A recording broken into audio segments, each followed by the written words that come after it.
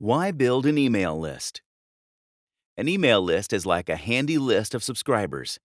These are people who have seen what you have to offer and have allowed you to send information, whether in the form of updates or promotions for a service that you offer, directly to their inbox. For example, many bloggers maintain email lists.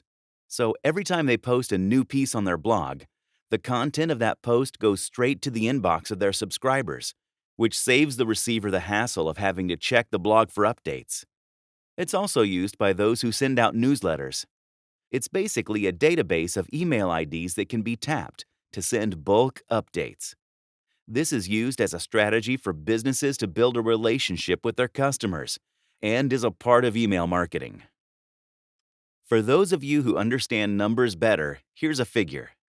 According to Direct Marketing Association, for businesses in the USA alone, this strategy results in 4,300% ROI, or return on investment. Now, it's important for the uninitiated to know that the benefits of an email list are criminally underrated. For starters, emails are a very personal means to communicate with your consumer. You get to take your product or service directly to their inbox. When you build an email list from scratch instead of buying a database, your consumer goes through a simple process of filling up a form to sign up for your emails. In this case, they are clearly interested in your product or service. That makes them more open to your communication. When you depend on social media giants like Google and Facebook, you need to stay on top of their strategy. In fact, you're at the mercy of their prioritizing techniques. This means every time they change their algorithms, you have to change your SEO tactics to be on top of their lists. Through email lists, you can bypass that whole thing and get your message to your consumer, irrespective of a third-party strategy. With email lists, over time you know your audience well. That gives you insights into what is working for your brand.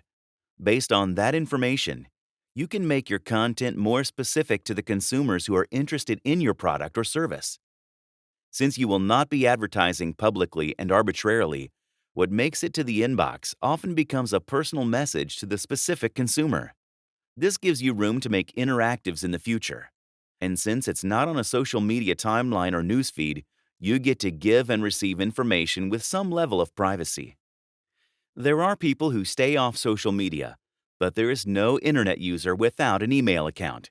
So, while other businesses talk about Facebook and Twitter followers, you have a broader audience to target. The other advantage is the fact that Facebook likes and retweets don't always mean that they are going through the communique, let alone endorse your product or service. As a business, it's important to understand that people subscribe more easily than they unsubscribe.